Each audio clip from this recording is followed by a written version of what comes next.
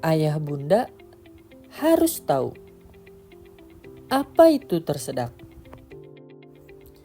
Tersedak adalah kondisi ketika ada benda asing seperti makanan, mainan kecil, atau cairan ASI yang masuk ke saluran napas atau tenggorokan dan menyumbatnya, sehingga udara sulit atau bahkan tidak bisa masuk ke paru-paru yang menyebabkan kekurangan oksigen. Balita sering tersedak karena menelan benda-benda kecil saat mereka bermain atau saat makan dan minum. Balita tersedak bisa berbahaya jika tidak ditangani, Bunda. Kondisi ini menyebabkan sebagian atau seluruh saluran pernapasan tersumbat, sehingga balita sulit bernapas dan bahkan bisa membahayakan nyawanya. Hal ini dikarenakan saluran pernapasan balita yang masih kecil dan sempit, serta kemampuan bayi dan balita untuk mengunyah makanan belum sempurna.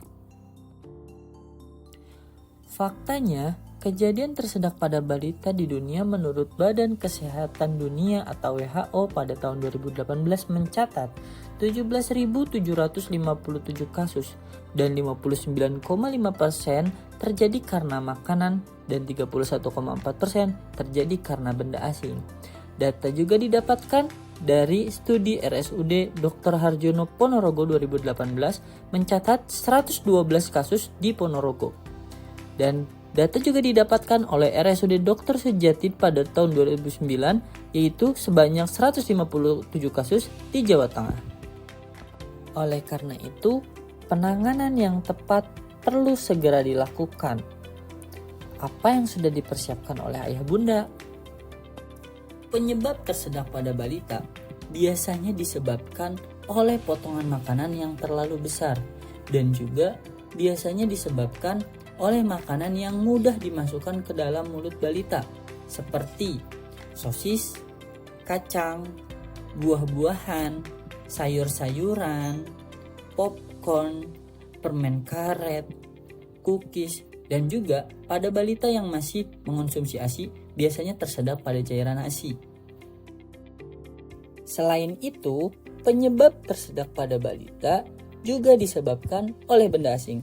Benda asing ini biasanya sering dijumpai dan mudah dijumpai oleh balita itu sendiri, bahkan mainan yang sering dimainkan oleh balita itu sendiri, seperti koin, balon, dan juga mainan Lego. Biasanya, respon yang dialami balita ketika tersedak ialah batuk.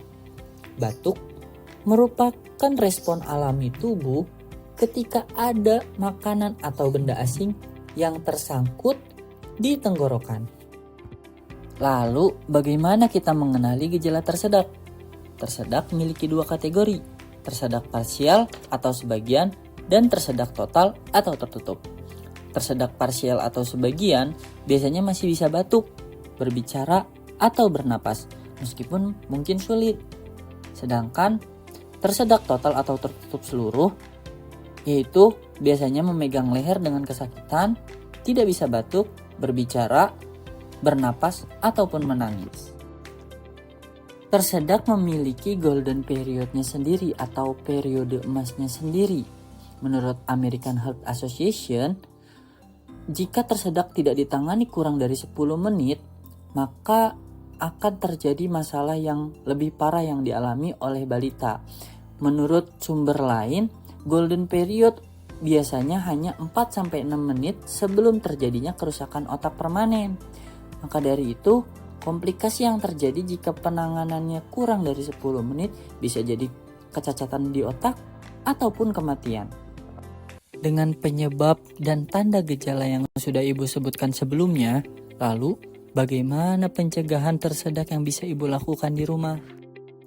Baik, yang pertama, ayah bunda bisa memberikan makanan sesuai usia dan kemampuan mengunyah balita. Berikan tekstur empasi sesuai umur pada balita. Yang kedua, awasi balita saat makan dan minum. Jangan biarkan balita makan sambil bermain, berlari, ataupun tertawa. Dudukan balita saat makan dan minum, dan selalu awasi sampai selesai. Dari segi makanan sudah. Selanjutnya kita ke benda-benda asing, yaitu memodifikasi lingkungan rumah. Simpan benda-benda yang dapat berpotensi dimasukkan ke dalam mulut balita seperti mainan-mainan kecil. Periksa juga setiap mainan balita tersebut aman digunakan bagi balita. Yang keempat, edukasi dan latih orang tua dalam pencegahan dan penanganan tersedak. Ayah bunda harus mengetahui pengetahuan tentang pencegahan dan penanganan tersedak. Ini sangat penting karena kita tidak tahu kapan terjadinya tersedak pada balita. Tidak perlu khawatir, ayah bunda bisa menolong buah hati di rumah dengan teknik-teknik berikut ini. Dalam pertolongan pertama tersedak, ada 3 teknik yang bisa digunakan pada balita. Yang pertama ada back blow atau tekanan pada punggung, yang kedua ada chest thrust, ada tekanan pada dada, dan yang terakhir ada Heimlich maneuver atau abdominal thrust. Untuk cara-caranya, kita bisa simak video ini. Oke, selanjutnya kita ke teknik manajemen tersedak pada balita. Yang pertama ada teknik back blows atau tekanan pada punggung. Langkah-langkahnya seperti ini. Yang pertama kita pastikan terlebih dahulu bayi dengan aman. Nah, kita juga harus aman juga, duduk pada kursi yang kuat dan nyaman. Kemudian letakkan balita secara tengkurap seperti ini di atas lengan dan paha ayah bunda. Kemudian topang kepala dan leher balita dengan tangan Anda. Nah, topang. Pastikan juga kepala lebih rendah dibandingkan badan untuk memudahkan keluarnya makanan atau mainan dari mulut balita atau dari saluran napas balita. Kemudian pastikan juga saluran napas balita terbuka seperti ini, bisa kita raba. Jika sudah, gunakan tangan untuk menekan pada bagian punggung balita. Gunakan 5 tepukan tegas dan cepat di punggung bagian tengah balita di antara kedua tulang belikat, di antara sini. Nah, gunakan tepukannya seperti ini. 1, 2, 3, 4, 5. Setiap tepukan bertujuan menciptakan tekanan udara agar benda asing terdorong keluar dari saluran napas. Nah, jika sudah dilakukan selama 5 kali, kita lakukan evaluasi. Periksa apakah benda asing atau makanannya sudah keluar dari mulut balita, dan biasanya balita akan bernangis dan bernapas. Jika belum, lakukan kembali teknik tadi untuk mengeluarkan makanan yang ada pada saluran nafas balita. Seperti ini.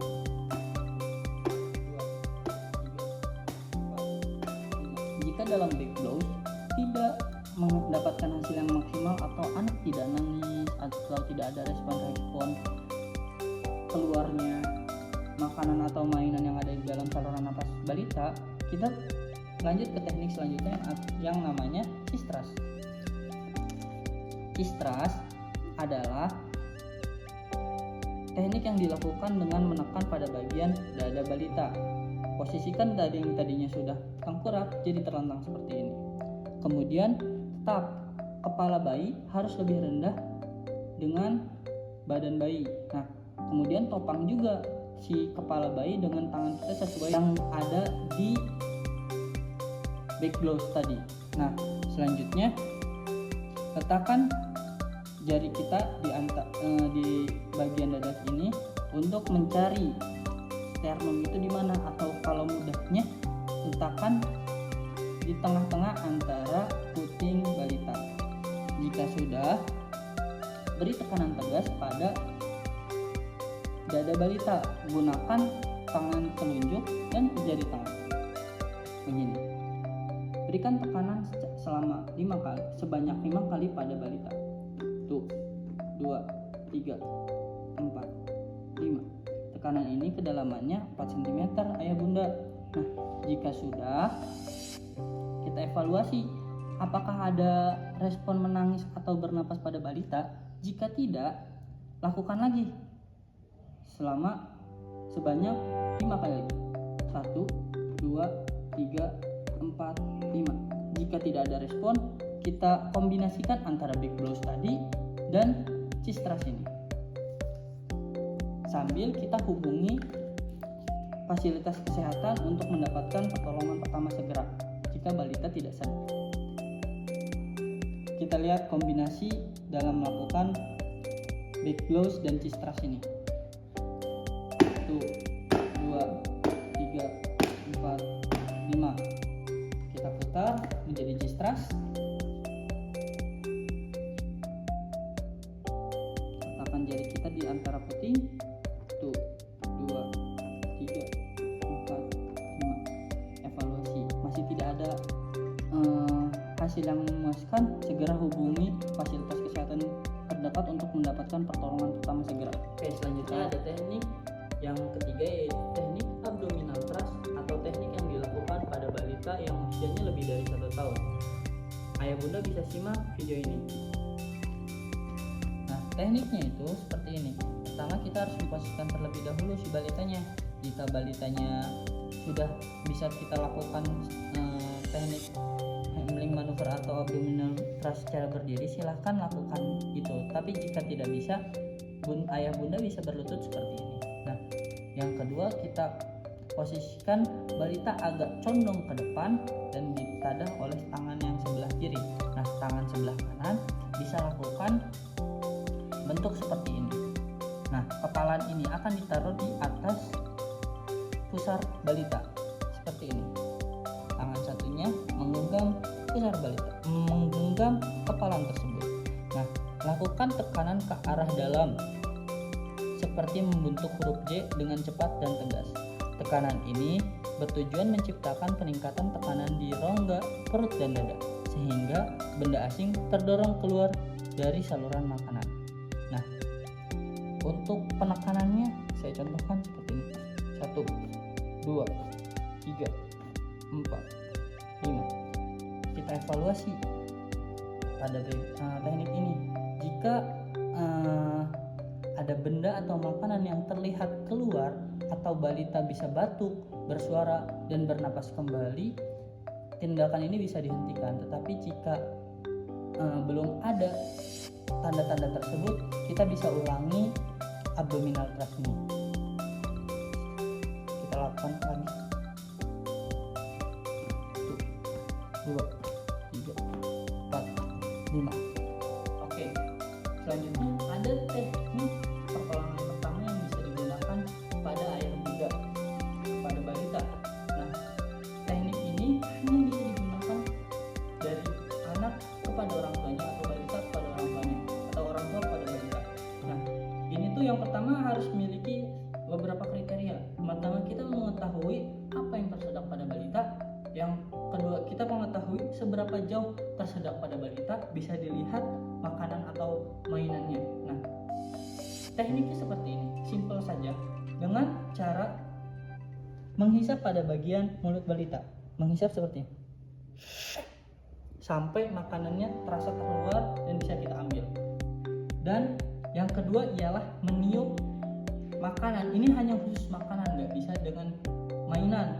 Kita harus mengetahui dulu tadi syaratnya, yaitu kriterianya kita mengetahui apa yang tersedak pada balita. Yang kedua, seberapa jauh tersedak pada balita kita harus tahu. Tapi jika tidak tahu, kita tidak bisa melakukan ini. Yang pertama, menghisap sampai makanan keluar, dan yang kedua, meniup makanan hingga masuk ke dalam lambung. Gitu. Jadi, bagaimana ayah bunda? Apakah sudah memahami pencegahan dan penanganan tersedak pada balita? Mulai hari ini, yuk lebih waspada. Ingat, mencegah lebih baik daripada mengobati. Keamanan anak dimulai dari kewaspadaan orang tua. Selalu awasi dan pelajari pertolongan pertama tersedak karena setiap detik sangat berharga.